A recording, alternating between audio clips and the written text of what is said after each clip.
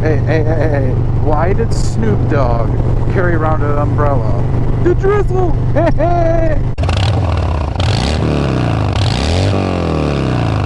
What is up, peoples of YouTube? I'm the Motorcycle Mick, and today we are talking about something that's not even Harley. Before I go into that, even though you know what the video is about because you read the damn title, if you are new to this channel or have been watching for a very long time, hit that subscribe button down below. I upload videos every Tuesday and Thursday around 3 o'clock Eastern Standard Time. Yeah. Pardon me while I wipe the drizzle from y'all's faces. But what are we talking about today? It's not Harley as you're used to hearing on this channel because I love my Harleys. Today we're talking about a company that seemed to have put its head back into the early 1900s and continue on their path of what they did to destroy themselves in the first place. And this is my first impression of the new, they call it a 2020 Indian Challenger. And what that, you're on camera, dude. What are you doing? But Indian kind of released some pictures, got some sneak peeks, and people were looking at it and they're like, that looks familiar. And that's because it is.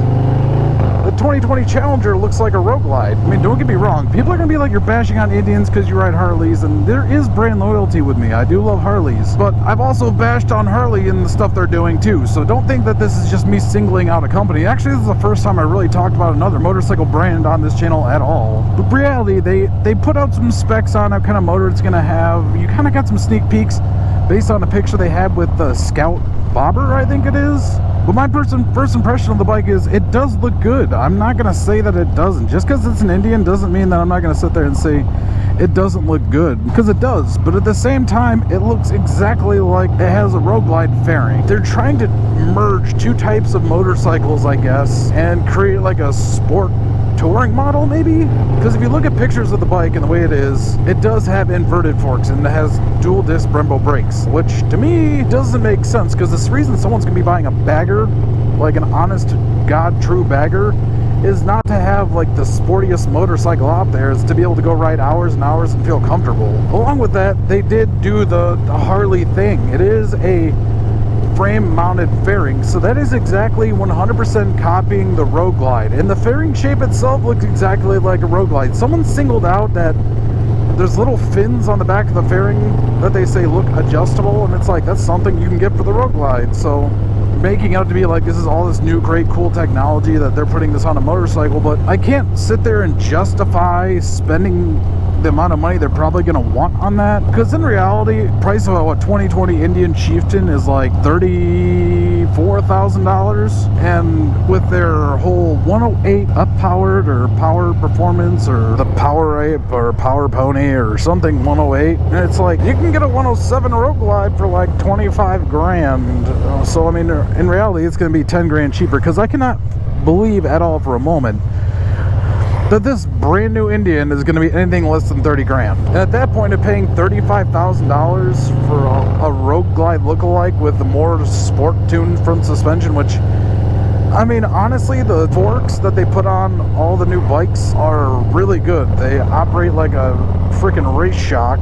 Going back to their 108 motor, I mean, let's be honest, they've been really kind of chasing Harley's tail with this, because everything they're building looks extremely closely to a Harley, and the motors are actually pretty freaking close on displacement. The only difference is like the Harley V-Twin, I believe, is a 45, and theirs is gonna be like a 60, which I know Harley has a patent on their V-Twin motors, so I mean, you can't really sit there and say it's not part of it. Oh, and that's another thing I really want to question about is Indians putting out these bikes, but in that picture, that bike did not look like it had hard lowers, or even if they were going to be offered for it. I mean, like I said, it's just a glimpse. It's like a first look at it. People have released some pictures of it. I mean, 100% looks exactly like a freaking Softail and a Road Glide had a child. But once again, you can get a good performance 114 for the price that probably that 108 Hypo is going to be. People are like, oh, it's an Indian. Indian's going to build motorcycles. They should build something that's, oh, wow, that sucked.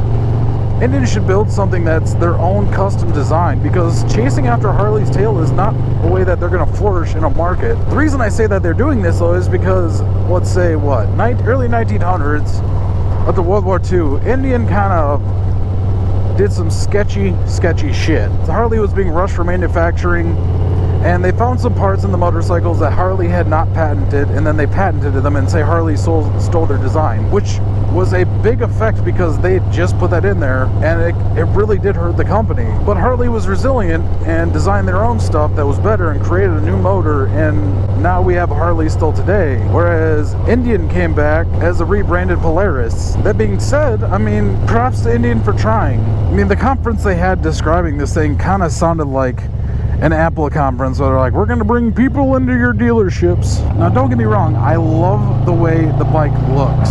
I do. I honestly might even fucking ride one, because it does have that different look. I mean, it looks like a Road Glide. It does. From the side, it looks straight up like a Road Glide.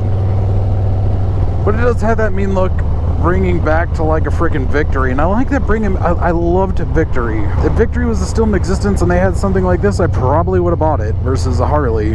I think the problem they ran into is it does have some cool features. When you look at it from the side, it's got the large sweeping tank. It's got like that stretch tank look. It's got more of a cool fairing.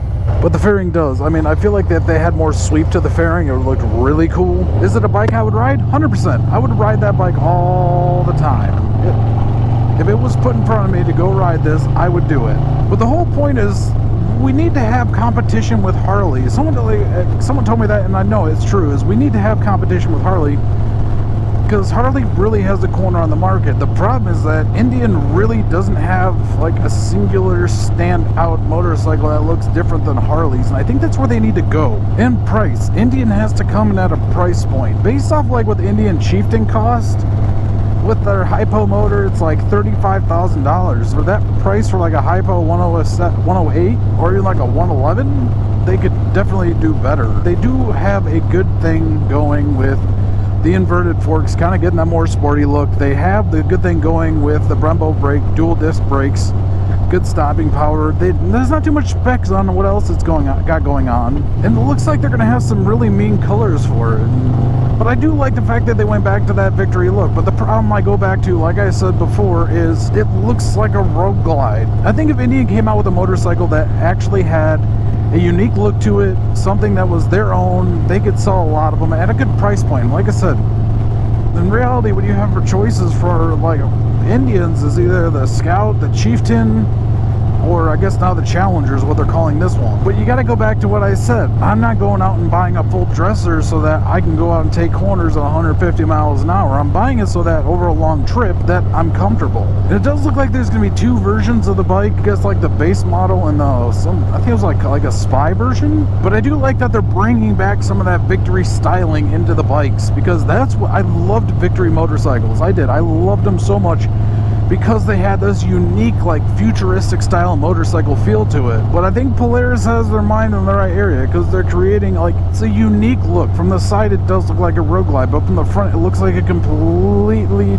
different headlight. You know, like, the whole front end of it. It's kind of like this weird combination of, like, a Street Glide and a Road Glide. That single headlight with, you know, the definition lights, what I don't call them, accent lights around it. But I think that's where Indian's kind of failing, is because they're chasing their tail, trying to catch the market from Harley. And granted, there might be some people upset with Harley, but you're not going to get, you know, someone to swap over when you're just creating the same looking bike. Then don't get me wrong, Harley could do some betterment on their designs to make the bikes more appealing. I mean, besides the Softail, the shape of the touring models hasn't changed in God knows how long. So Indian, if you are listening, you did good. Good looking bike. Some of the features are interesting, but overall, I can't wait I'm going to go test ride one when they come out, just to get a feel for it. But that's all I have for you guys today. Let me know down below what you think about this new Indian Challenger, codename Raptor. Like, I mean, if it called the Indian Raptor, that's badass in the name of the Challenger. I mean, what are they challenging? The Road Glide? Keep your price point where it should be at.